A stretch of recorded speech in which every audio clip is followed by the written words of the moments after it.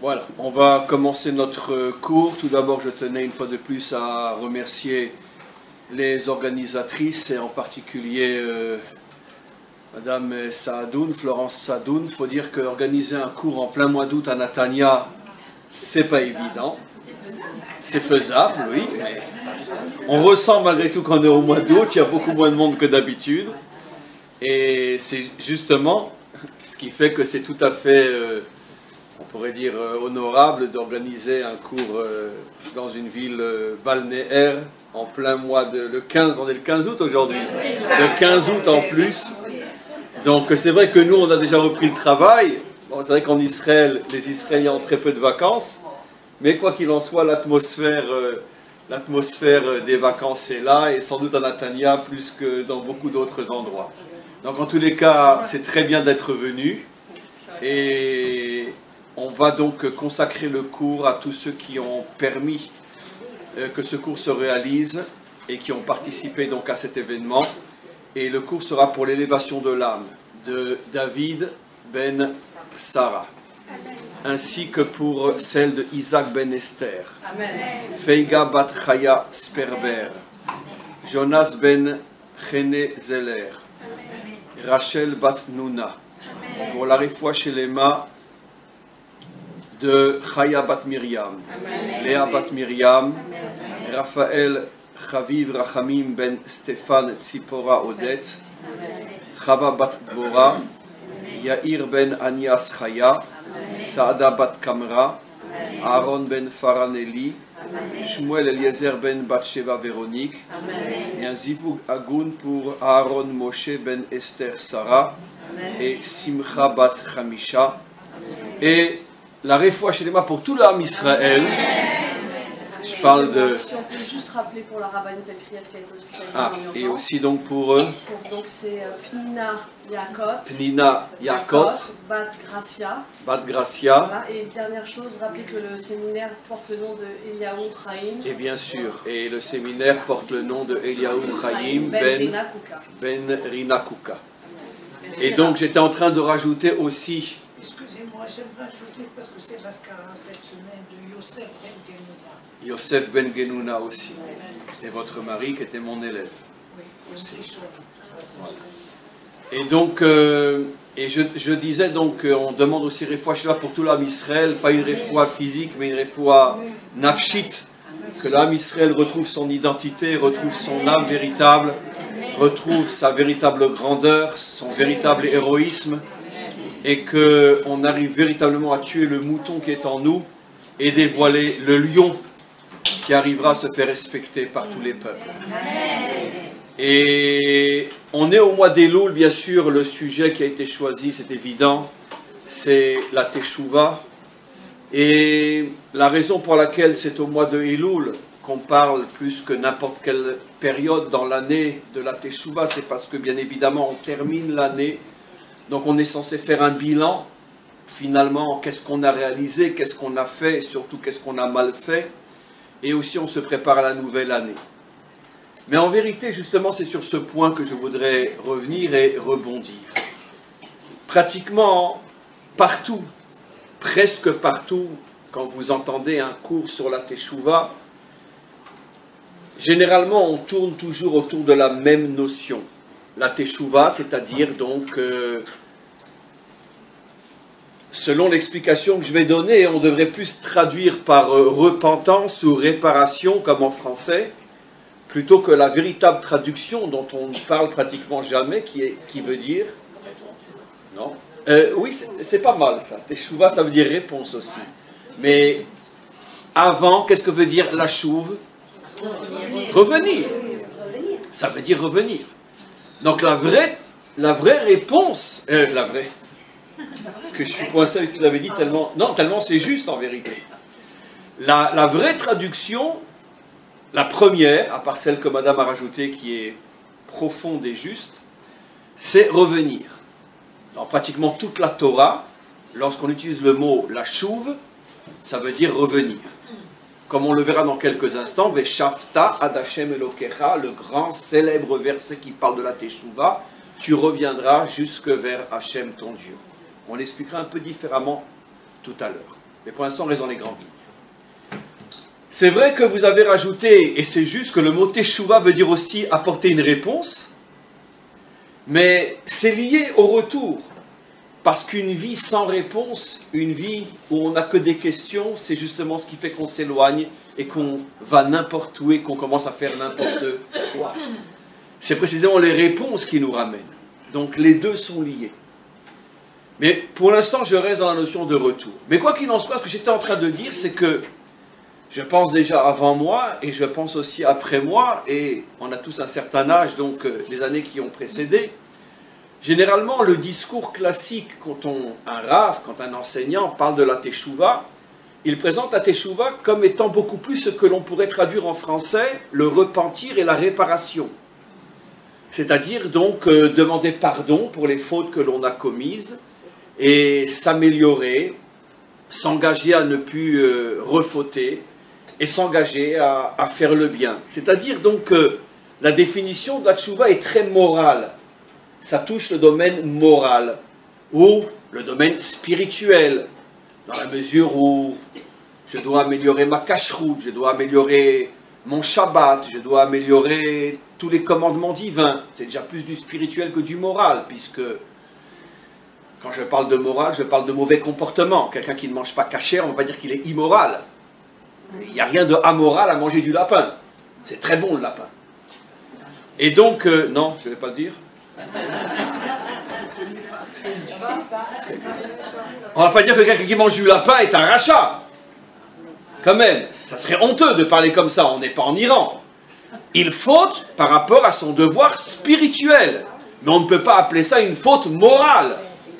C'est clair, on est quand même au 21e siècle. Non, on va quand même évoluer un petit peu.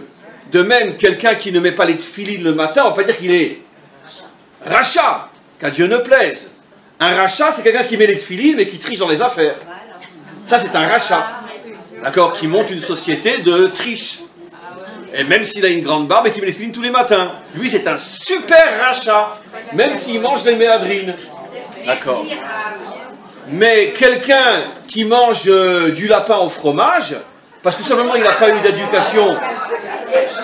Il n'a pas eu... Bon, c'est pas bon le lapin au fromage. Le lapin avec une bonne sauce. Et seulement parce qu'il n'a pas appris, parce qu'il est né sans éducation, il a sans éducation. Malheur à celui qui oserait dire que c'est un rachat. C'est pas un rachat. Ça peut être un homme super dans sa vie. Un homme de très haute stature morale. Mais sur le plan spirituel, effectivement, il a de graves problèmes, dont en grande partie il n'est pas vraiment responsable s'il n'a pas reçu l'éducation. Donc, quoi qu'il en soit, on présente toujours la teshuva comme étant un repentir sur un mauvais comportement moral ou sur un mauvais comportement spirituel par rapport au commandement de la Torah. Et donc, je demande pardon et je répare. Le problème c'est que ça fait des siècles que nos maîtres et nos enseignants, enfin je dirais pas nos maîtres, plutôt les rabbanim, parlent de cette manière-là.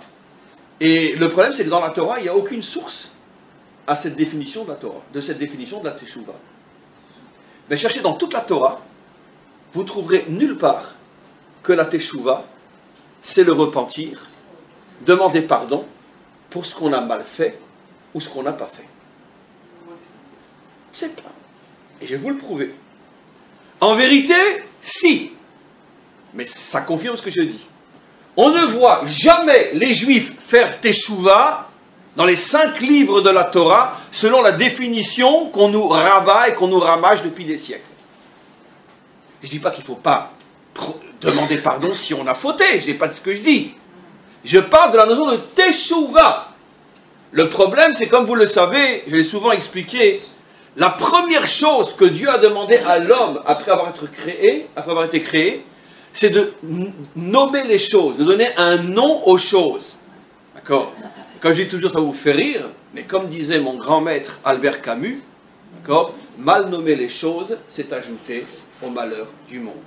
Je pense qu'il n'y a pas un homme qui a mérité de dire une phrase aussi fondamentale qui contient toute l'existence qu'Albert Camus. Mal nommer les choses, c'est ajouter au malheur du monde.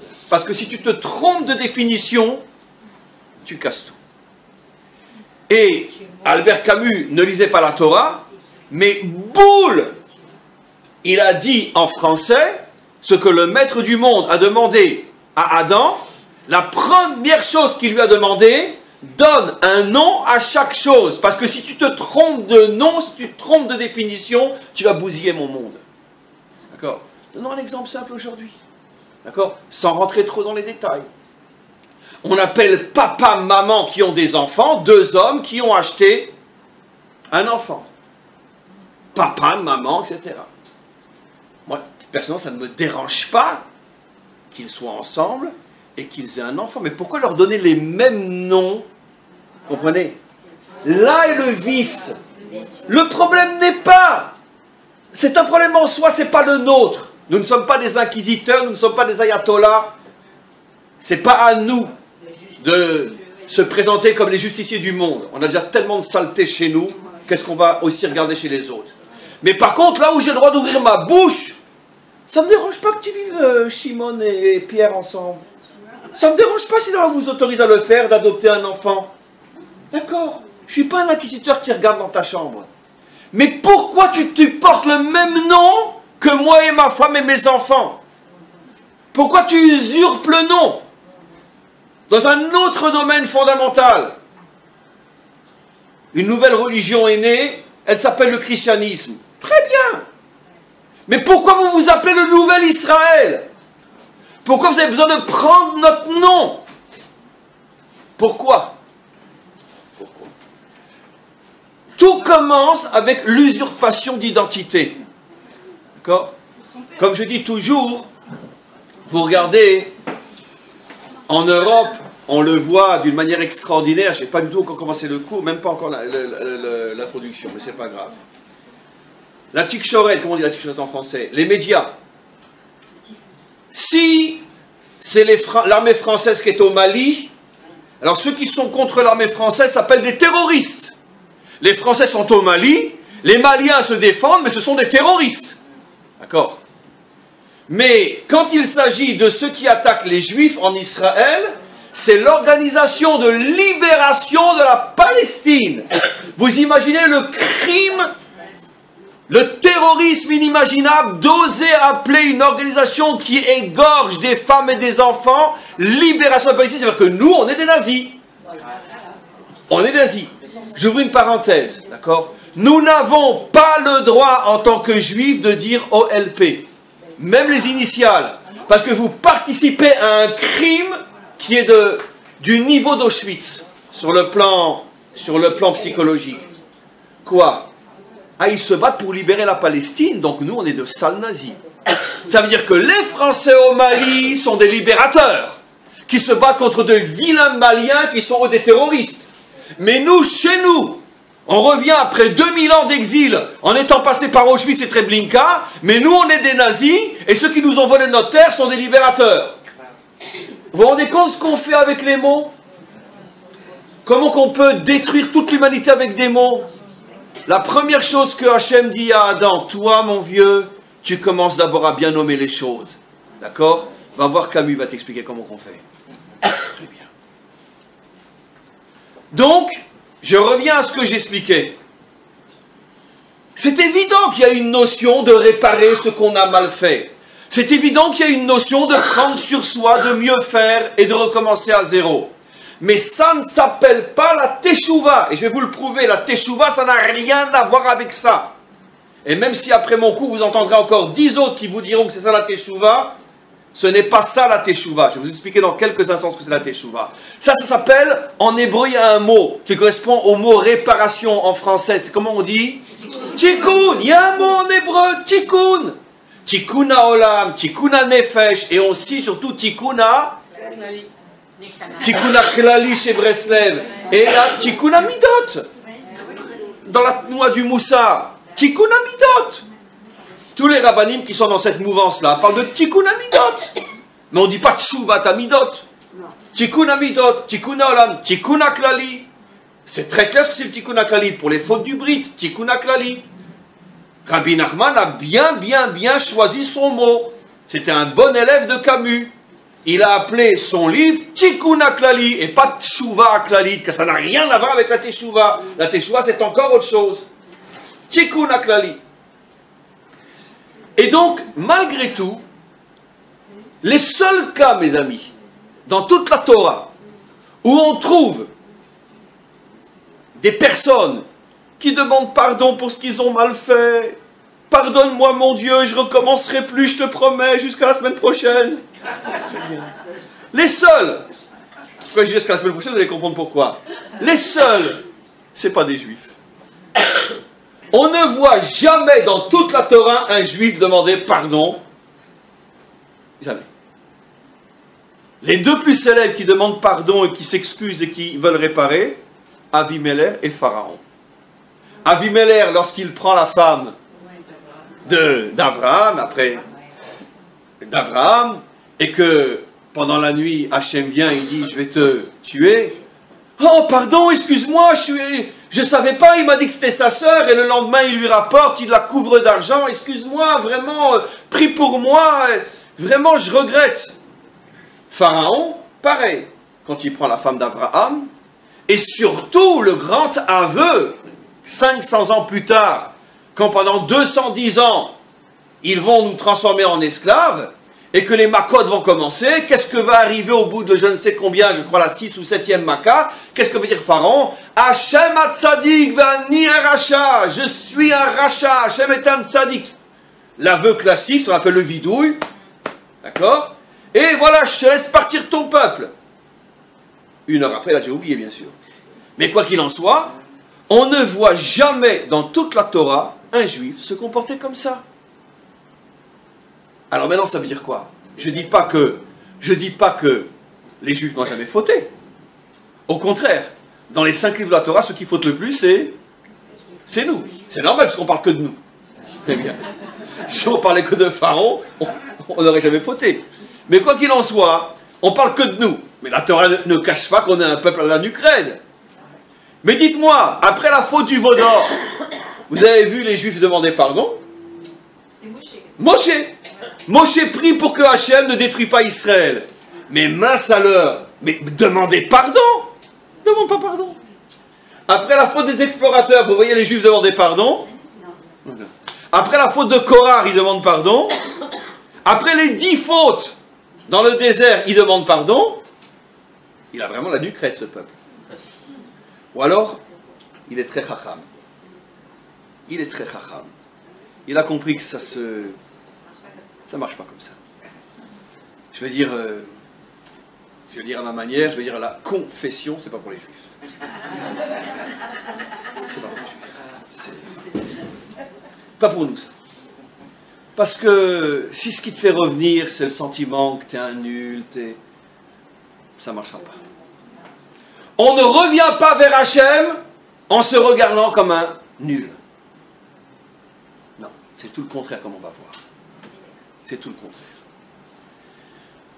Donc, Israël faute, mais ce discours classique qui malheureusement est rentré même dans notre Torah, et c'est ce qu'on enseigne aux enfants d'Israël, ce discours-là, la Torah dit, il ne concerne que les goyim. Quand je dis goy, ça veut dire du type Avimelech, du type Pharaon, ça veut dire des pauvres types. Voilà. Bon, ils demandent pardon, ils font le tchouva, et on rajoute quelque chose. Pourquoi on ne verra jamais Israël faire ce genre de teshuva? Parce que dites-moi, et Avimelech et Pharaon, à partir de quand ils disent « Oh Hachem, t'as raison, je suis un rachat, je suis un méchant, etc. » Quand ils commencent à recevoir des coups, quand ils sont menacés de mort. C'est-à-dire que si tu reviens vers Hachem parce que tu as peur, tu ne reviens pas vers lui, tu reviens uniquement servir ton intérêt. C'est le culte de l'ego, ce n'est pas le culte d'Hachem. Parce que si Pharaon n'avait pas reçu je ne sais combien de makot, il n'en serait jamais arrivé à dire Hachem ou Atzadik ve'ani aracha. Si Avimelech n'avait pas entendu Hachem lui dire je vais te tuer si tu ne relâches pas cette femme, il n'aurait jamais demandé pardon. Ça veut dire que si tu en arrives à revenir vers le bien parce que tu as peur d'être abîmé ou de mourir, ce n'est pas vers le bien que tu reviens. Tout simplement, tu sauves ta peau. et tu restes dans le même problème du culte de l'ego, et le culte de l'ego reviendra au grand galop, et quand tu auras oublié que tu étais en danger hier, ton ego va reprendre le dessus, et tu recommenceras à faire les mêmes bêtises. Combien de fois Pharaon a dit que ça y est, il allait laisser partir les Juifs? Combien de fois il a dit? 10 fois. Et 10 fois, le lendemain, il revient sur sa décision. Voilà. En vérité, d'après notre tradition, il fera une vraie teshuva. Au moment de la traversée de la mer, comme on le sait, c'est le seul qui va être épargné. Et c'est lui dans la Shira qui dira Mi chamocha ba'elim Hashem. Mais regardez, à ce moment-là, nos maîtres nous disent il a fait teshuva. À ce moment-là, il demande pardon. À ce moment-là, il dit je suis un moins que rien. Non! Il reconnaît qu'Hachem est le plus fort de tous. Il n'est pas en train de dire je suis rien, il n'est pas en train de se confesser, il n'est pas en train de demander pardon. Non! Il reconnaît la grandeur d'Hachem. À ce moment-là, nos maîtres disent là, il a fait teshuva. Là, il a tout compris. Ça, c'est la teshuva. Mais on va expliquer plus profondément. Donc, on vient de mettre en évidence, encore une fois, ne comprenez pas mal ce que je dis. Je ne dis pas qu'à Dieu ne plaise que quelqu'un qui a fauté ne doit pas demander pardon et pas réparer. Je ne dis pas que quelqu'un qui n'a pas fait ce qu'il devait faire ne doit pas prendre sur lui de commencer à bien faire. Je dis simplement que tout ça, ça doit être fait, mais n'appelons pas ces choses-là une teshuva. Et maintenant, on va rentrer dans le domaine de la teshuva. Qu'est-ce que c'est la teshuva? Alors, bien sûr, on va l'expliquer de manière profonde, mais en se servant malgré tout du pshat, en se servant bien sûr du texte. Comme je le disais tout à l'heure, le verset fondamental qui est repris par tous nos maîtres, qui est le verset biblique, le verset de la Torah, qui parle de la teshuva, c'est le verset qui est « Veshafta ad Hashem Elokecha ». Tu reviendras jusque vers Hashem ton Dieu. Le problème, c'est que, particulièrement ceux qui ne sont pas nés en Israël et dont l'hébreu n'est pas la langue maternelle, on a ce problème-là, c'est parce que nous, quand on voit ce verset-là, on traduit comme je viens de le faire, tu reviendras vers Dieu, et on oublie quelque chose d'essentiel. Comment on appelle Dieu dans notre langage? Dans toutes les langues. Hachem. Hachem, ça veut dire quoi? Le nom. Bon, essayons d'être un petit peu plus moderne dans notre explication. C'est quoi le nom? C'est l'identité. L'identité. Ben, le nom, c'est l'identité. Quand on vous demande votre carte d'identité, on vous demande savoir qui vous êtes. C'est pas seulement je m'appelle Chaim Dinovitch ou je m'appelle Sarah Intel. Le nom, c'est aussi mon métier. C'est aussi ma situation familiale. C'est tout ce qui construit mon identité. C'est ma religion, c'est ma nationalité, etc. Tout ça, c'est mon nom, c'est mon identité. D'accord. Maintenant, regardez. Veshafta d'Hashem Elokecha. Donc, en vérité, c'est vrai que la Torah écrite dit tu reviendras vers celui qu'on nomme Yudke Vavke, mais la tradition orale, qui, comme vous le savez, est plus importante encore que le texte écrit, puisque le judaïsme s'est construit sur la compréhension du texte écrit, c'est-à-dire ce qu'on appelle la Torah chez Béal Pé, et si quelqu'un veut comprendre et interpréter le texte écrit sans passer par les maîtres d'Israël, c'est comme s'il se mettait au volant d'une Ferrari sans avoir birlal le permis de conduire, c'est évident que le premier mur, il se le fait. C'est toutes les fausses religions qui sont sorties du judaïsme, le christianisme et autre chose, parce que justement ils ont refusé de suivre les explications des maîtres d'Israël, ainsi qu'à l'intérieur du peuple juif.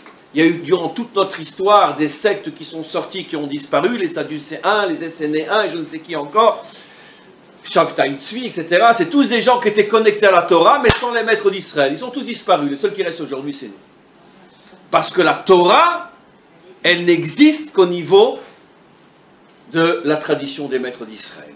Donc eux ont décidé depuis des millénaires, quand on voit le Shem Havayé, on ne dit pas Dieu, on dit Hachem. Autre chose, quelle est la véritable traduction, ceux qui connaissent mes cours, je l'ai déjà dit 1000 fois, du mot Elohim, Elokecha, Elokenu? Quelle est la traduction réelle? Est-ce que Elohim veut dire Dieu? Non, absolument pas. Qu'est-ce qu'il a dit, Pharaon? Mi kamocha ba elim. C'est la même racine. Elim. Qu'est-ce que veut dire elim? Force. Force. nos maîtres disent, Rashi, tout au début du Sefer Bereshit, pourquoi appelle-t-on Hachem, Dieu, Elohim, Baal Akochot Kulam? C'est la source de toutes les énergies, la source de toutes les forces. C'est la force par excellence. Le mot Elohim a pour racine El, qui veut dire force. Elohim est un pluriel qui veut dire l'ensemble de toutes les forces. Toutes les forces qui existent dans la création ont une source qui s'appelle Elohim. Elohim ne veut pas dire Dieu. Preuve, Himalaya texte dans la Torah, les juges s'appellent aussi Elohim, puisqu'ils ont le pouvoir de vie ou de mort. Moshe est appelé Elohim par rapport à Pharaon, parce qu'il a la possibilité de l'anéantir. Donc Elohim, Moshe est appelé Elohim, les juges sont appelés Elohim. Elohim ne veut pas dire Dieu. Elohim veut dire celui qui a le pouvoir d'agir et de déterminer pour les autres. Le plus Elohim de tous les Elohim, c'est bien sûr Hachem. Alors maintenant, traduisons d'après un sens plus profond, Veshafta ad Hashem Elokecha. Tu reviendras vers l'identité qui te donnera de la force. C'est la traduction mot à mot, je n'ai rien trafiqué. La traduction d'après la manière dont on le lit selon la tradition orale. Veshafta had Hashem Elokecha, tu reviendras vers le nom, c'est-à-dire vers l'identité qui te remplira de force. Eh bien c'est ça la teshuva. Veshafta, tu reviendras vers l'identité qui te remplira de force. Question piège, on est encore loin d'avoir compris, mais petite question, c'est qui cette identité? Hachem, c'est l'identité, mais c'est qui? C'est Dieu.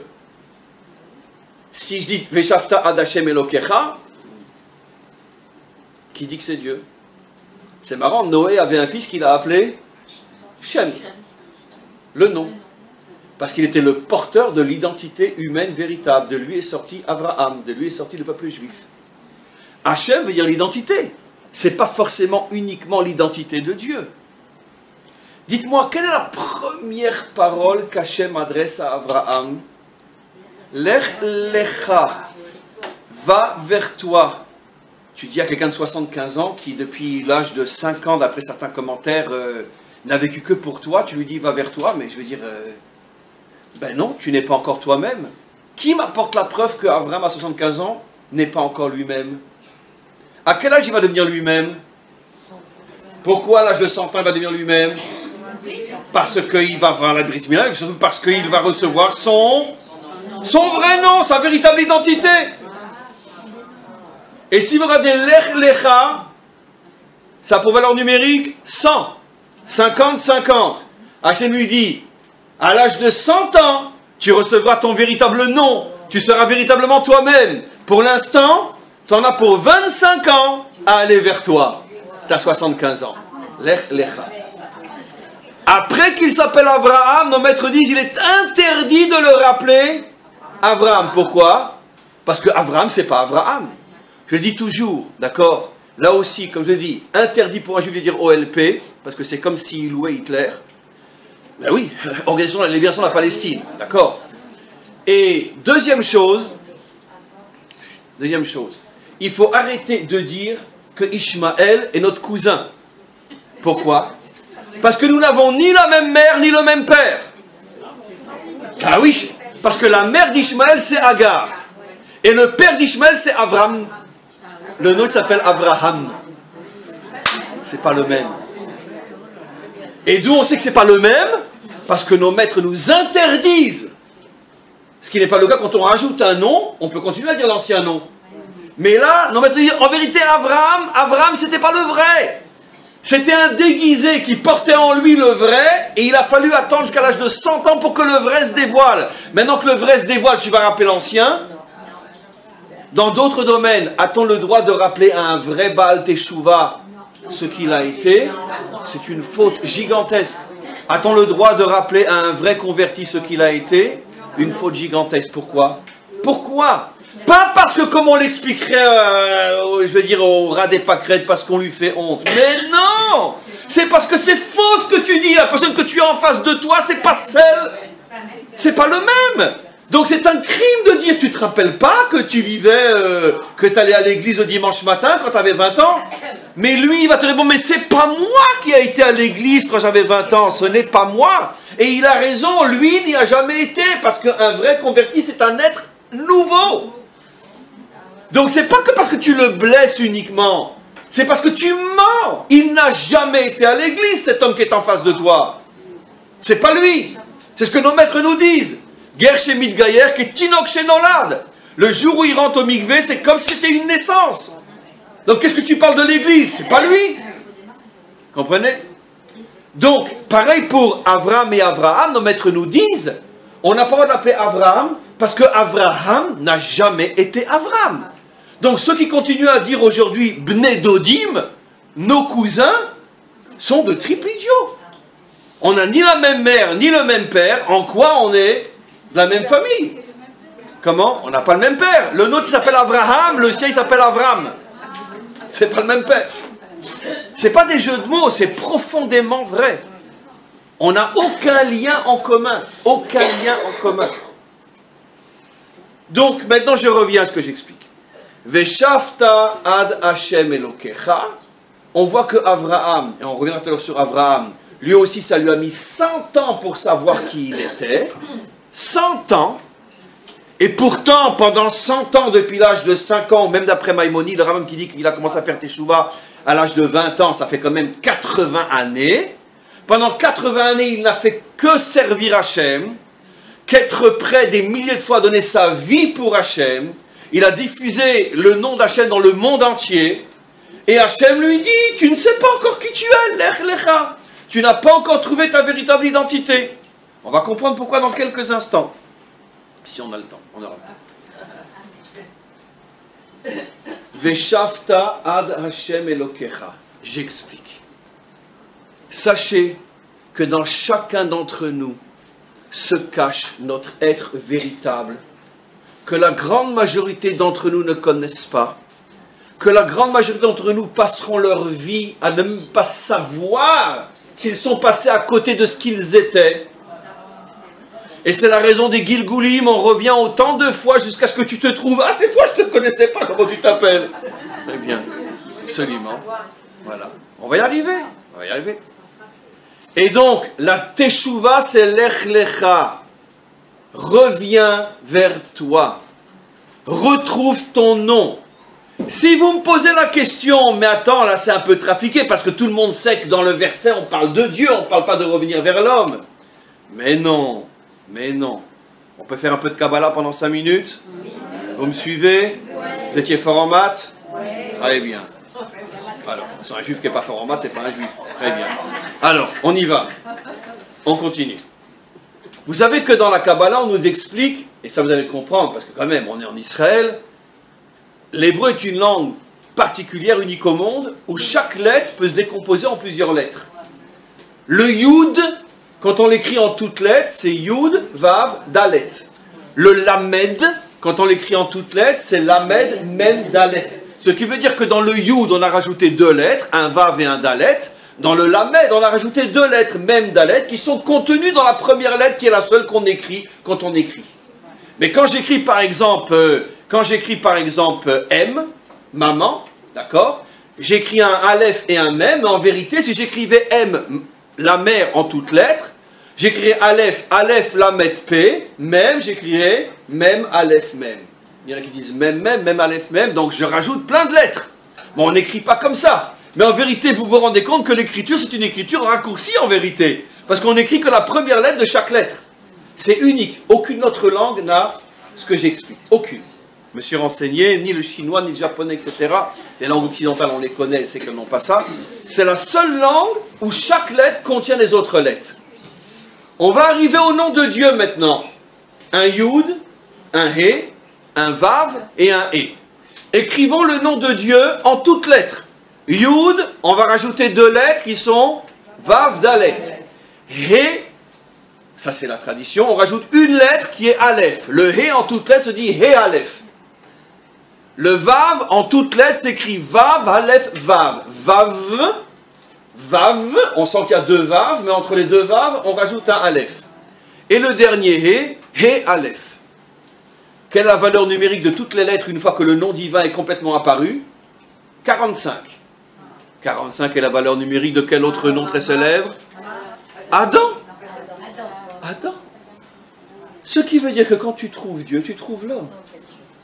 Quand tu trouves l'homme, tu trouves Dieu.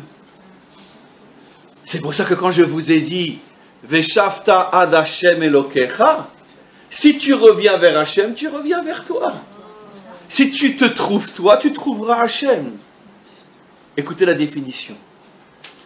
Tout homme, toute femme sur terre qui ne sont pas croyants, je vous l'affirme, c'est scientifique, plus scientifique que la science. C'est forcément quelqu'un qui est mal dans sa peau. Maintenant, évidemment, il va vous faire le grand jeu. Mais je vous assure, les athées sont ratés. Attention, je ne définis pas un croyant par sa barbe, sa kippa, son chapeau ou ses cheveux couverts, car Dieu ne plaise. Parce qu'on peut très bien ouvrir un magasin pour religieuses avec des mannequins qui ont la tête couverte. Ce ne sont que des mannequins. C'est bien sûr pas de ça qu'on parle. Mais un vrai croyant, et c'est ce qu'on est en train d'expliquer dans ce cours, d'accord, est forcément quelqu'un qui a une joie de vivre inimaginable. Un non-croyant ou un faux croyant sont des gens qui sont en eux-mêmes extrêmement malheureux, cassés, brisés, détruits. Pourquoi? Parce qu'ils ne savent pas qui ils sont. Parce que dans la mesure où ils n'ont pas trouvé Havaïe, ils n'ont pas trouvé Adam, le Adam qui est en eux. Maintenant, il y en a qui pour trouver Havaïe sont à la recherche de Adam. Il y en a qui pour trouver Adam sont à la recherche d'Havaïe. Finissent par se retrouver. J'explique. Un vrai croyant qui choisit le chemin spirituel, quand il va trouver véritablement Hachem, ça va devenir un homme profondément humain, dont l'œuvre essentielle sera d'aider les hommes, à part l'aspect spirituel. Il y a beaucoup d'hommes aussi, ça on le voit tous les jours, beaucoup d'hommes qui au départ ne sont pas croyants, ils n'ont pas reçu l'éducation. Je parle de juifs, d'accord? Mais c'est peut-être vrai ailleurs aussi. Ils n'ont pas reçu l'éducation, mais ils ont une fibre humaine. Ils ont envie d'œuvrer pour l'homme. Ils ont envie d'œuvrer pour améliorer ce monde. S'ils le font sincèrement, c'est sûr et certain que s'ils y arrivent, ils reviennent à la Torah aussi. Si ce n'est pas eux, ce sera leurs enfants. Mais c'est impossible que quelqu'un revienne vers l'homme et n'aboutisse pas à Dieu. C'est impossible que quelqu'un revienne vers Dieu et n'arrive pas à l'homme. Comment repérer, mes amis, une fausse religion? Fanatique, extrémiste, qui voit des infidèles partout et qui proclame la mort à tous ceux qui ne croient pas en ce que je crois. Définition de la fausse religion. Par définition, pourquoi? Puisqu'on vient d'expliquer que si tu trouves Dieu, tu trouves l'homme. Donc comment tu peux décapiter celui qui ne croit pas en ce que tu crois? C'est donc la preuve que tu n'as pas trouvé Dieu, mais tu as trouvé le Satan. C'est impossible. Définition claire. Chez nous aussi, les Avdil a fait Avdalot. Un religieux extrémiste, qui dès qu'on ne pense pas comme lui, dès qu'on ne suit pas son maître, ou s'il voit des juifs qui font des fautes, il les considère comme des juifs souk-bet, souk-gimel, souk-dalet. Vous pouvez être sûr que ce n'est qu'un mannequin barbu. Ce n'est pas un juif religieux. Impossible. Impossible. Pourquoi? Parce qu'il est absolument impensable d'être connecté à Dieu sans être connecté à l'homme. C'est impossible. Alors maintenant, on revient sur ce verset. Veshavta ad Hashem Elokecha. Lorsque tu retrouveras ta véritable identité, et pour retrouver ta véritable identité, c'est clair que tu dois arriver jusqu'à l'homme qui est en toi, Adam, Gematria 45, et tu dois te connecter à Havaïe, Gematria 45 en toutes lettres. À ce moment-là, Elokecha, comment je vais savoir que j'ai fait Teshuvah? Comment je vais savoir que j'ai fait Teshuvah? Comment? Comment? Je vais vous donner une petite image, d'accord? Mais il faut la prendre avec Zéhirut. La différence entre, avec précaution. La différence entre un homme qui est au niveau du tikkun et un homme qui est au niveau de la tchouva. Deux hommes, deux femmes, peu importe, les deux ont fauté. Je parle d'une faute dont ils étaient conscients que c'était négatif. D'accord? Selon leur éducation, etc. Un, il va arriver au niveau du tikkun et l'autre au niveau de la tchouva. Niveau du tikkun. J'explique. Niveau du tikkun. Triste. Je regrette, j'ai honte. Je suis vraiment pas bien. Vraiment, pardonne-moi mon Dieu, vraiment. Je sais pas pourquoi tu m'as créé, parce que vraiment, mais je te promets, je vais vraiment bien faire. Je te promets, vraiment, c'est... Non, il se peut que ce soit sincère, hein. Non, je parle de quelqu'un de sincère. Je recommencerai plus, je te promets. Vraiment, pardonne-moi, vraiment, vraiment. Ah, qu'est-ce que c'est l'homme? Il vient de la poussière. De la poussière tu viens, à la poussière tu retourneras. Voilà, très bien. Qu'est-ce que c'est un Baal Teshuvah? D'accord. Regarde, j'ai fauté, Asma. Mais alors? C'est pas moi, il y a un idiot en moi qui m'a fait fauter. Mais je l'ai dégagé. Mon Dieu, sois fier de moi. Heureusement que tu as des juifs comme moi. Je suis un lion. Je suis fort. Autre possibilité. La différence entre le tikkun et la teshuvah. Tikkun, une épreuve. Grosse épreuve. L'homme qui est au niveau du tikkun. J'ai compris, tu m'as puni parce que j'ai dû fauter dans ma vie. Ou... Bon, mais j'accepte ton épreuve, maître du monde, j'accepte vraiment, bon, j'accepte. En od milvado, akol letova. D'accord. Mais le bonhomme brisé. Mais il accepte, sincèrement. Qu'est-ce que c'est un homme qui est la tchouva? D'accord. Waouh, quelle échelle tu vas donner pour que je puisse me hisser jusqu'au l'Himalaya? L'épreuve ne brise pas, elle l'élève. Waouh! J'ose pas t'en demander une autre. Eh bien, c'est très simple. Le tikkun, c'est le mouton. Mais... D'accord. La tchouva, c'est le lion. C'est pas moi qui le dis, c'est la Torah. Et l'okecha. Si tu retrouves ton véritable nom, si tu trouves celui, le géant qui est enfoui en toi, si tu arrives après des décennies que tu vis à te rendre compte que celui que tu regardes dans la glace est un imposteur, c'est pas toi, et que le vrai toi, il est caché en toi, et faire tchouva, c'est arriver à le trouver, le dévoiler, et tu deviendras un géant, tu deviendras Elohim, Elokecha, tant que tu ne sentiras pas qu'aucune erreur, aucune chute, aucune épreuve ne peut atteindre ton moral, tant que tu seras sensible à une insulte, à une critique, à une épreuve, à une faute que tu as faite, tant que ces choses-là t'affaibliront, tu peux être sûr qu'au mieux tu es dans le tikkun, mais tu n'es pas dans la teshuva. Parce que la teshuva, elle fait de toi un lion. Je suis tombé, et alors? Shiva yipol tzadik vekam, dit le verset. D'accord? 7 fois un juste il tombe, mais il se relève. Nos maîtres disent, la différence entre un rachat et un tzadik, c'est pas que l'un tombe et l'autre ne tombe pas. C'est que l'autre tombe et reste par terre, et le tzadik il tombe, mais il se relève. C'est la différence. Et pas comme on nous explique qu'un juste il ne faute jamais. C'est quoi ces sornettes-là? Moshe il n'a pas fauté, David n'a pas fauté, Shlomo il n'a pas fauté, 1000 fois il a fauté. Ça veut dire quoi? Non. Il tombe, mais il se relève. Le rachat, il tombe, il reste par terre. Pareil pour une épreuve. Pareil pour une critique. Pareil pour une insulte. Pareil pour tout ce qui me dérange dans la vie. Si je suis un vrai Baal Teshuvah, rien ne m'atteint. Pourquoi? Parce que je suis un lion. C'est quand même incroyable que le seul personnage biblique au sujet duquel il est dit Ikim Oula Shel Teshuvah, il a monté un empire de Teshuvah. Sur qui on dit qu'il a monté un empire de Teshuvah? Sur quel? C'est pas un personnage de la Torah, c'est un personnage du Tanakh, très célèbre, sur qui on dit qu'il a monté Oulo Shel Teshuvah, pardon, un empire de Teshuvah, une aliyah de Teshuvah. Comment? Non, je parle dans la Bible, c'est-à-dire dans le Tanakh.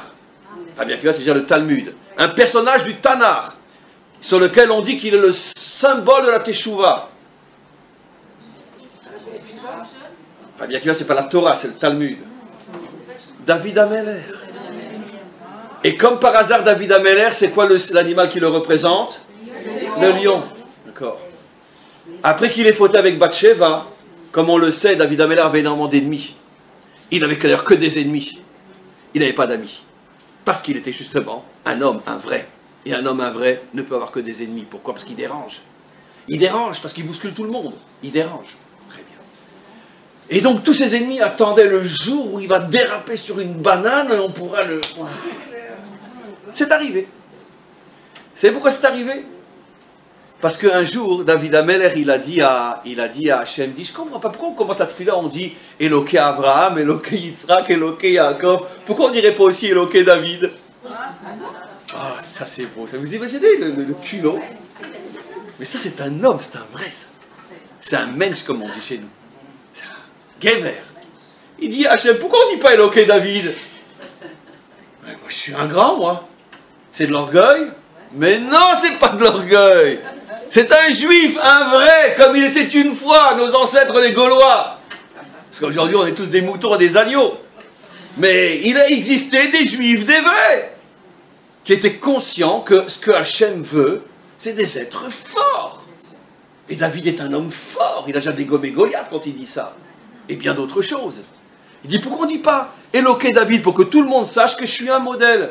Il ne s'est pas trompé parce que, dites-moi, le seul modèle qu'on retient dans toute l'histoire biblique, le seul sur lequel on dit Chai Vekayam, c'est qui? David. On dit Chai Vekayam sur les autres? Non, sur David. Lui, on l'a congelé et de temps en temps, on le sent pour se rappeler ce que c'est un homme. Très bien.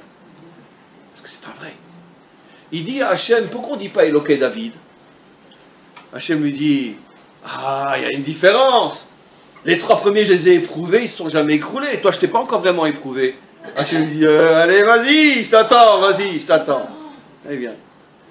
Non. Un jour, il n'arrivait pas à dormir. Il monte sur sa terrasse. Et puis juste, il vient de s'installer dans la maison d'en face. Bathsheba et son mari. Et il est sur sa terrasse, en train d'essayer de faire des téhilim, et puis tout d'un coup, une chanson d'amour lui vient... Non, non, David, c'est Dieu que tu dois aimer. Et puis la chanson revient constamment. D'accord? Comment l'autre, Anartouchne Meshugaïm. Vous ne connaissez pas, c'est pas grave. Et donc, et bon, il faute. Une fois qu'il a fauté, tous ses ennemis, waouh, relève la tête, on va le dégommer, le David. Surtout quand ils en avaient un sac sur lui, je veux dire, il vient de route, une grande partie d'Israël pensait qu'on ne peut pas accepter les conversions des Moabites, etc., ni des femmes. Bon, Bekitsour. Et alors, David, c'était un homme qui étudiait beaucoup la Torah. Et dans le Beth Midrash qu'il fréquentait, qui était un Beth Midrash où bien sûr il y avait que toutes les sommités d'Israël, c'est l'endroit où il y avait le plus de ses ennemis. Parce que plus ils étaient grands, et plus ils le détestaient. Et un jour, David Améler rentre au Beth Midrash, tous les Chachamim sont assis, sont réunis, etc. Et ils disent, David, devant tout le monde, rappelle-nous, dis-moi, un homme qui va avec une femme mariée, c'est quoi son jugement? David dira plus tard, d'accord, un miracle que je ne suis pas mort à ce moment-là. Mon sang a arrêté de couler dans mes veines.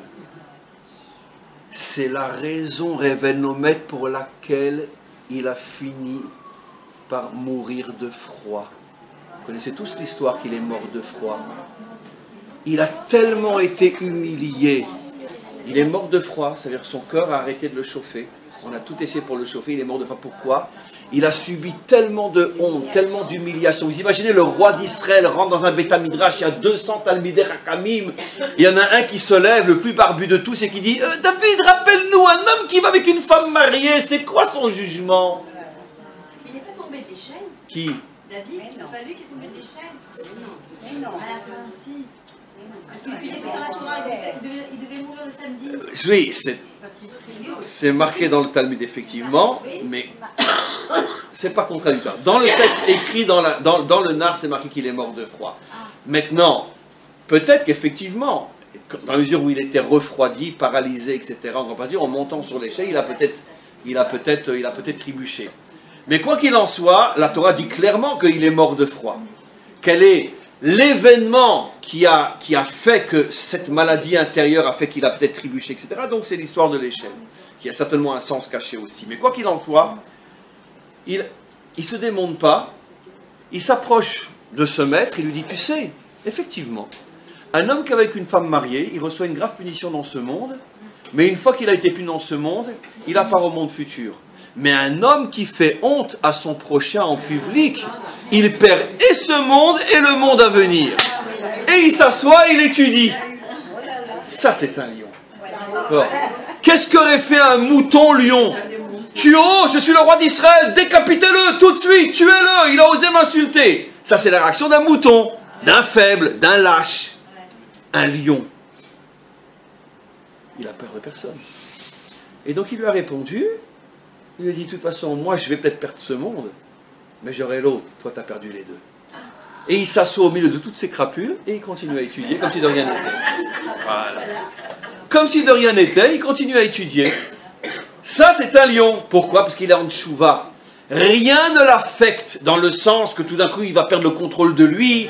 Il va, bon, il en est mort, c'est vrai, mais ça n'a pas atteint ses midotes, ça n'a pas atteint son office, son psychisme.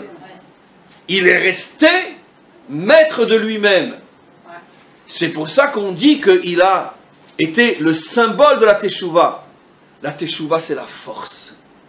C'est pas le sentiment de culpabilité, très souvent qui nous ronge à l'intérieur, avec un problème avec un voisin, problème avec les enfants, problème avec son mari, problème avec sa femme, problème avec tout le monde, problème avec le bon Dieu. On est toujours en train de se dire, ouais, je suis fautif, je suis fautif, je suis fautif. On sait que 2000 ans passés en galoute de Édom, ça nous a drôlement esquinté, parce que c'est leur religion, eux, toujours de voir l'homme comme étant fautif de tout. D'accord? C'est pour ça qu'il y en a un qui est mort pour tout le monde. Mais le juif, c'est tout le contraire. Ah, très bien, alors j'ai fauté Asma, je suis un homme. T'as déjà vu un homme qui faute pas, toi? Mais je ne vais pas me démonter pour autant. Je suis fort. Je continue. Je suis tombé, je me relève, je continue. Donc, on va passer maintenant à une autre partie du cours. Enfin, on va expliquer plus encore. Veshafta ad Hashem Elokecha. Première partie du cours. Quand je sais que j'ai fait tchouva, quand j'ai retrouvé le lion en moi qui fait de moi un être invincible, personne ne me mettra à genoux. Personne. Personne. Maintenant, d'où on sait ça? Et bien justement, on va revenir à Abraham, en faisant un petit détour par le Zohar. Le Zohar nous dit, c'est quoi le mot Teshuva? Teshuva. Le Zohar coupe le mot en deux, et il dit, Teshuva, c'est Tashuv He. Teshuva s'écrit Tashuv He. Teshuva, en un mot. Mais si on coupe la dernière lettre, c'est Tashuv He. La teshuva, c'est faire revenir le hé. Le hé. D'accord? Hachem en nous met. On va maintenant partir à la recherche du hé. Puisqu'on l'a perdu, allons le chercher. Qui est le premier qui a retrouvé le hé? On en a parlé. Abraham. Comme par hasard, la lettre qu'on lui rajoute, c'est un hé. Ben, il est le premier à faire teshuva, disent nos maîtres. Il est le premier à retrouver le hé. Mais maintenant, ce qui nous intéresse, nous, et quand c'est qu'il a trouvé le hé? À quelle occasion il a trouvé le hé qui était perdu? Abraham a 99 ans. Et ça fait 25 ans que Hachem le saoule en lui disant, tu auras un enfant, tu auras un enfant, tu auras un grand peuple, tu auras un grand peuple. Bon, la première année, allez. La deuxième année, allez. La troisième année, allez. Mais entre-temps, maître du monde, j'ai quand même maintenant 100 ans. Et ça fait 25 ans que tu me chantes la même chanson. Je la connais par cœur. D'accord? Et ce qu'on oublie aussi, dit Rashi, c'est qu'Abraham était un très grand astrologue. Le plus grand connaisseur des astres et des étoiles dans sa génération. Et il avait vu qu'Abraham et Sarai, dans les astres, c'est marqué qu'ils ne peuvent pas avoir d'enfants, c'est impossible. Impossible. Nos maîtres vont jusqu'à dire que Sarai n'avait pas de matrice. Elle n'avait pas de rechem. Ça existe, c'est rare, mais ça existe. Elle n'a pas de rechem. Donc de toute façon, c'est même pas un problème qu'on peut faire l'in vitro. Elle n'a pas le réceptacle pour avoir des enfants. Écoute. Donc ils avaient vu clairement, Abraham a vu clairement dans les astres, Abraham, Sarai, Enam Molidim. Il a 99 ans. Encore une fois, Hachem revient et lui dit, Abraham, t'auras un gosse. Bon, Abraham, il en a un peu marre. Il lui dit, écoute Hachem, allez, ça va. Écoute, c'est toi qui as créé les astres et c'est moi qui les comprends. D'accord? C'est marqué. Tu vois l'astre là-bas? C'est marqué. On peut pas. Qu'est-ce que dit Hachem? Il dit, Vayotse oto achutsa. Il le sort dehors de sa tente, car la rencontre avait été dans sa tente. Et il lui dit, Avet Hashamaima usfor akochavim kach iye zaracha. Il lui dit, je traduis d'abord en français, après en hébreu, c'est le vrai sens, regarde le ciel, compte les étoiles, ainsi sera ta descendance. Nos maîtres font remarquer, mais seul un hébraïsant peut le comprendre, qu'il y a une erreur grammaticale dans le verset. Parce que si Abraham est en bas et regarde les étoiles vers le haut, on ne dit pas Avet, on dit Uré. Avata, c'est du haut vers le bas, en hébreu. Quand tu n'es anima vite, ça veut dire que je suis au-dessus de ce que je vois. Aniroé, même quand je regarde ce qui est au-dessus de moi. Comment Hachem peut dire à Abraham, Havet Hashamaima, alors qu'il est censé être sur terre et il lève la tête vers le ciel? Nos maîtres répondent, alors bien sûr c'est une métaphore, mais c'est vrai, Hachem l'a élevé au-dessus des étoiles, au-dessus des astres, il lui a dit, c'est vrai, maintenant regarde les astres, Avet Hashamaima, regarde les astres dont tu es au-dessus, je t'ai mis au-dessus de la nature, c'est ça au-dessus des astres, au-dessus de la nature. C'est vrai que les astres disent, Avram est nomolide, Sarai est nomolida, mais je vais rajouter un hé à ton nom et au sien, Avraham, Sarah, Ve'atem molidim. Parce que les étoiles ne parlent que d'Avram et de Sarai. Ils ne parlent pas d'Avraham et de Sarah. Je vous donne à chacun un hé, vous êtes au-dessus de la nature et vous pourrez enfanter. Qu'est-ce qu'on comprend de ce texte, alors qu'on pourrait parler pendant des millénaires sur ce texte-là? Que le hé représente la force qui nous élève au-dessus de la nature. Dans quelques secondes, vous saurez pourquoi. J'ai encore combien de temps après? Dans quelques minutes, vous saurez pourquoi. Pourquoi le hé représente cette force qui nous élève au-dessus de la nature, qui fait donc de nous des lions. Que rien dans ce monde ne puisse nous mettre à genoux. Et même si Sarai n'a pas de matrice, Sarah enfantera, et même sans matrice. Parce qu'au-dessus de la nature, tout est possible. Très bien. Et en plus, elle est redevenue jeune comme si elle avait 20 ans. À 90 ans. Donc, ça c'est le hé. Très bien. Maintenant, il y a juste un petit problème. C'est que le hé, c'est pas là qu'on le trouve pour la première fois. La première fois que le hé est mis en évidence dans la Torah, c'est dans le récit de la création. Avant, bien avant Abraham. Il est dit, Hele toldot hashamaim va'aretz behe baram. Le verset, le mot behe baram, qui veut dire behi baram, voici l'histoire du monde depuis leur création, behi baram, c'est une forme grammaticale un peu complexe, behi baram, mais dans le verset, dans tous les livres de Torah, dans tous les manuscrits depuis 4000 ans, dans ce verset-là, le hé est écrit en grand. En grand. Il dépasse complètement le mot. Il y a quelques lettres qui sont écrites en grand ou en tout petit par rapport aux autres lettres dans la Torah. À chaque fois, ça a un sens inimaginable. Et là, le hé est écrit en très grand. Et nos maîtres nous disent, c'est pour que tu puisses lire d'une autre manière, Behe Baram. La création tout entière a été créée avec la lettre hé.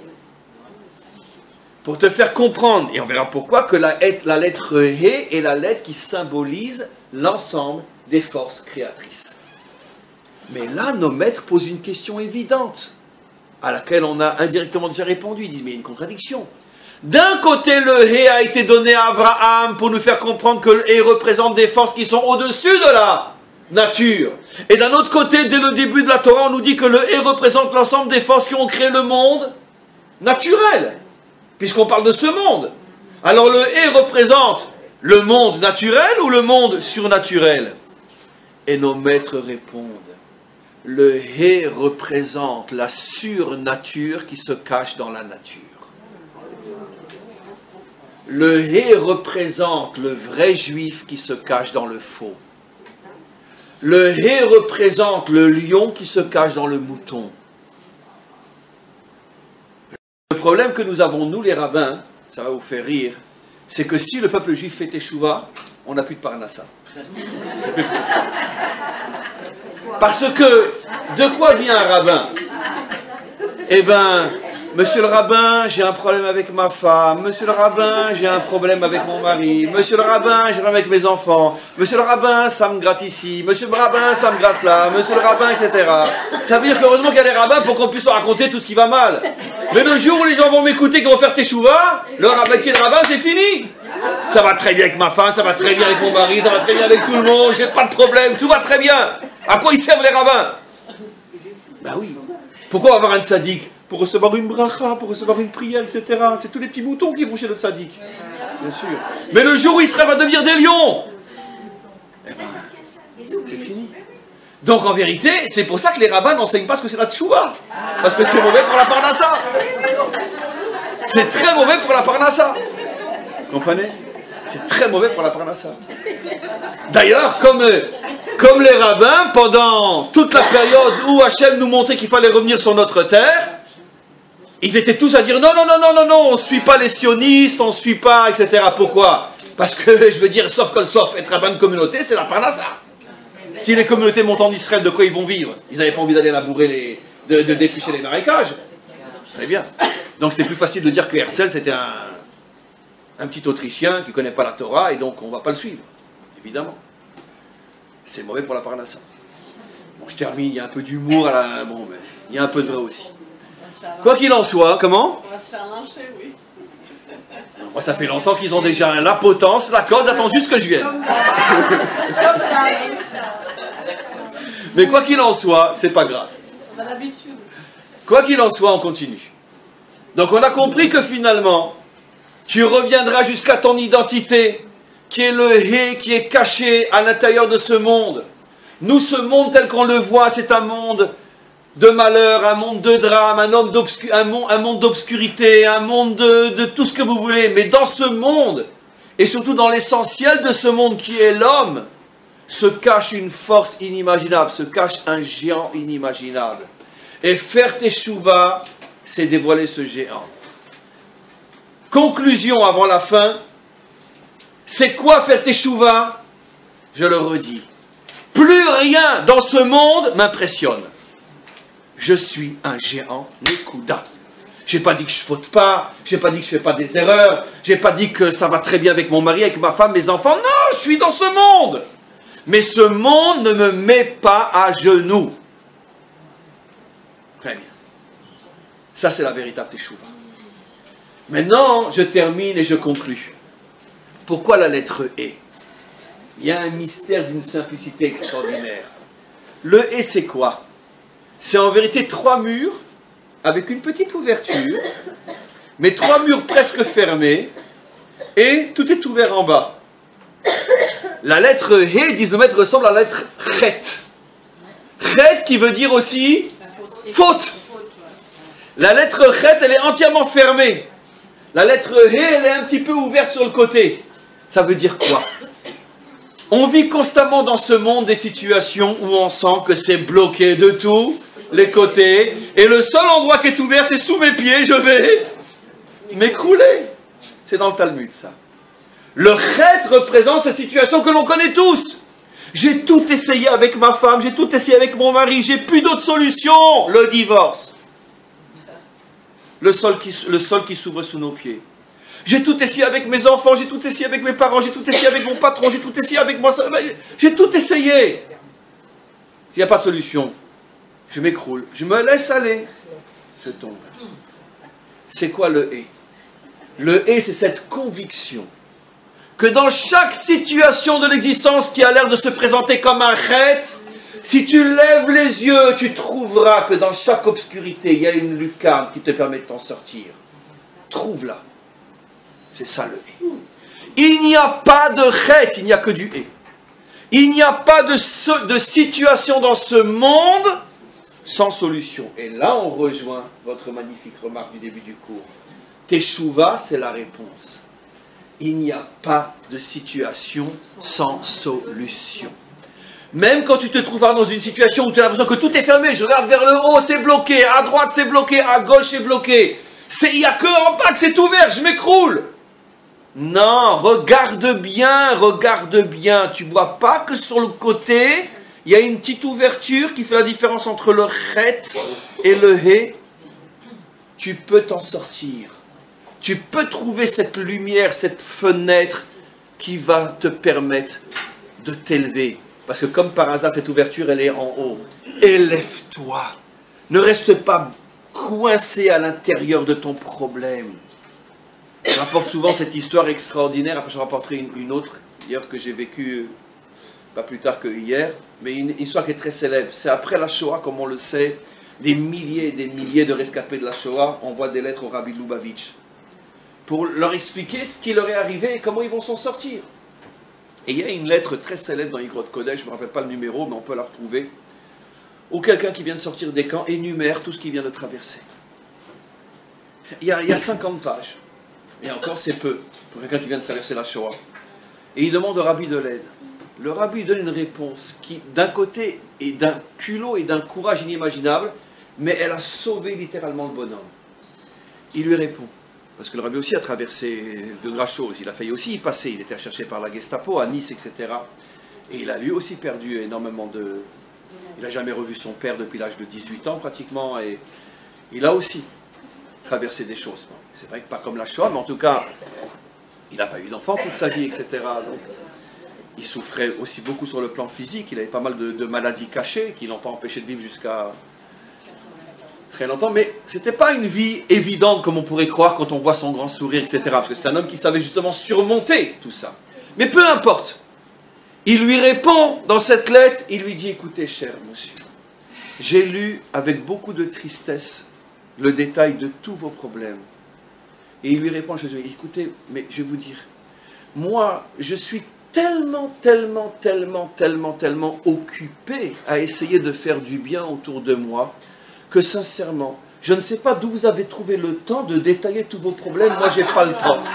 J'ai pas le temps de prendre conscience de tous mes problèmes. Je suis trop occupé à m'occuper des autres. Quelle réponse! C'est du culot. Pour un type qui sort d'Auschwitz, c'est du culot. Mais ça l'a sauvé littéralement, parce que qu'est-ce qu'il a compris, le bonhomme? C'est qu'il ne faut pas rester dans le chet, ne reste pas coincé dans ton problème. Et j'ai pas ci, et j'ai pas ça, et on m'a pris ci, et on m'a pris ça, et pourquoi. Arrête, lève les yeux, élève-toi. Transforme le chet en hé. Trouve l'ouverture vers le monde, vers l'extérieur. Occupe-toi des autres. Reconstruis-toi. Pour terminer, pour une petite histoire personnelle aussi, sans rentrer dans les détails, parce que je ne peux pas me le permettre, pas plus tard que hier, je discutais avec un ex-soldat qui a été grièvement blessé et qui a perdu une partie de son corps. Et je discutais avec lui. Et une des choses que je lui ai dit, parce qu'il a l'âge pour, il n'est pas infirme au point de ne pas pouvoir se marier, loin de là, je lui dis, tu sais, la chose la plus importante que tu dois faire maintenant, marie-toi, construis une femme, des enfants.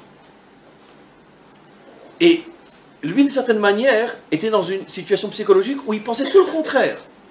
J'ai tellement à m'occuper de moi, ma convalescence, me retrouver le fonctionnement de mon corps, etc.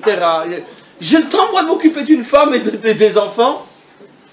Et je vais expliquer justement, en m'appuyant sur cette lettre, qui est une des clés de ma vie, de cette lettre que je connais depuis longtemps, que la meilleure manière d'échapper à ces problèmes, c'est de s'investir dans autre chose que soi-même. Voilà. Marie-toi, investis dans quelque chose. Parce que tant que tu es seul, évidemment que dans l'état dans lequel tu es, tu ne vas penser qu'à toi et personne ne peut t'aider. Sors de toi. C'est ça, transformer le chet en hé. C'est ça la véritable teshuva.